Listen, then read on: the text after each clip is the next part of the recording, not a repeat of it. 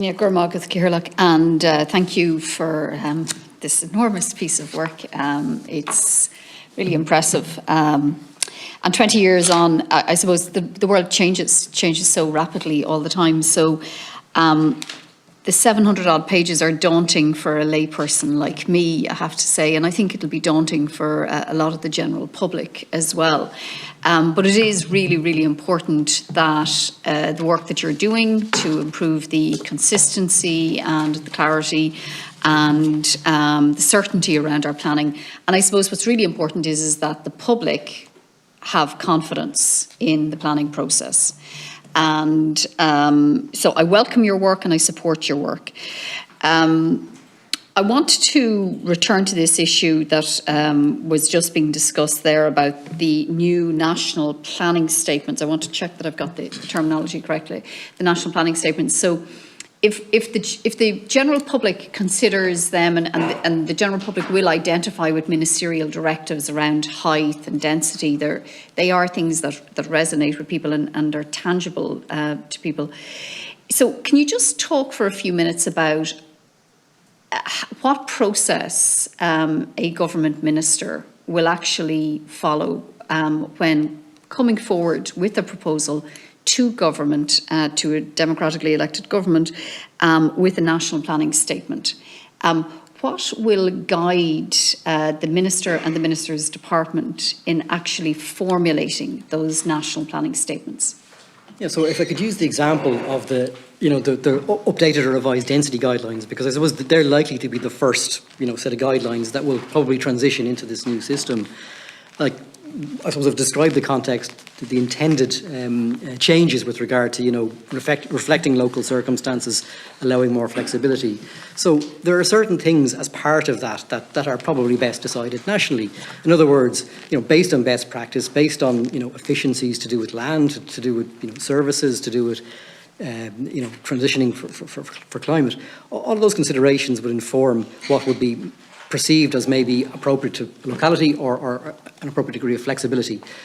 So I suppose that the new model is that we would see certain parameters being set nationally, and then there, I suppose, the mandatory elements. So, for example, if you're in a large rural town, dealing with a site on the outskirts, this is an acceptable range of density for a local authority to apply as they see fit.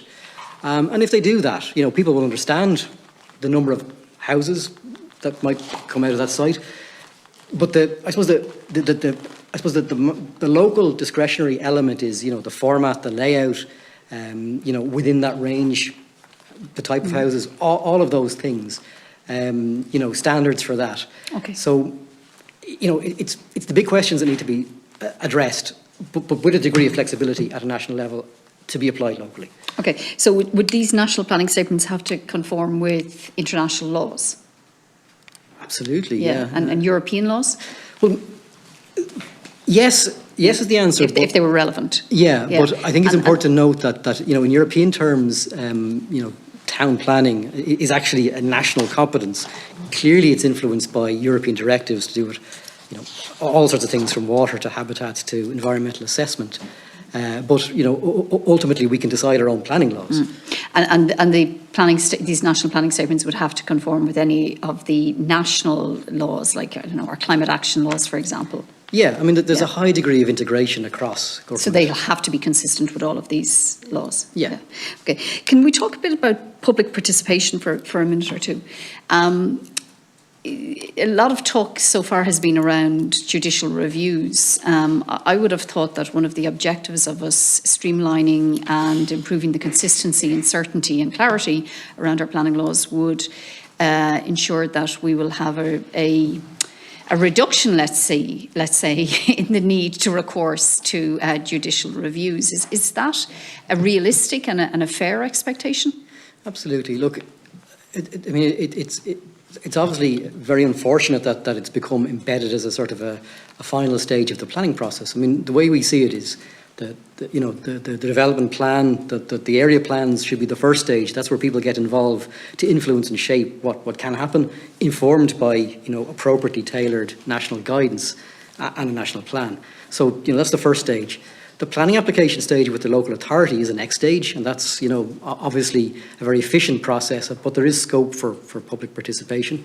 The third stage is with An Bord Pleanála, and that is, that is an important piece of access to justice. I mean, An Bord Pleanála is a quasi-judicial body, able to make court-like decisions in relation to interpretation of all of the law, but also all of the plans. And that is an appeal mechanism that doesn't necessarily exist in other jurisdictions, because it allows for widespread third-party appeals. There's only 2 other jurisdictions in Europe that allow third-party appeals in addition to Ireland, and none of the other countries do. So it's a very open, accessible process. So realistically, it should only be in a very egregious or drastic circumstance that judicial review is required, and it should be a check and balance on the overall system, rather than a sort of a normal part of the process. And I think that's, clearly people need to have access to that in accordance with ARIS rules. We're not taking that away, but it just shouldn't be expected as a norm.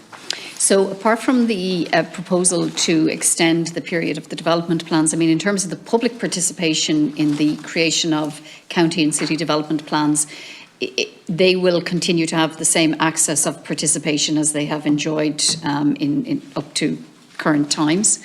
And in terms of local authority planning applications, the general public will continue to enjoy the same access to appeal or make observations or object.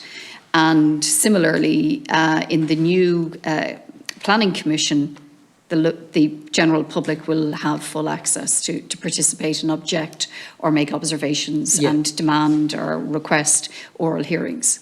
Absolutely, we're taking none of that away, and in fact, the need to cross-circulate information and give people time to respond is one of the reasons why the timelines at the Bord Pleanála stroke commission stage take a lot longer. And when can the public expect to get sight of the statutory timelines that you're proposing to introduce going forward? Well, it's a piece of work we're doing at the moment. We're just talking to the board at the moment, trying to see what would be appropriate timelines, that notwithstanding the current situation, but if they were operating in more normal times, I'll call it. So we would hope that, all going well, when we come back to yourselves at the 9th of March, we will have something for that, but it will be our intention is it'll be in the final bill will actually have those timelines. Great, in it. thank you. Yeah. Gormagat.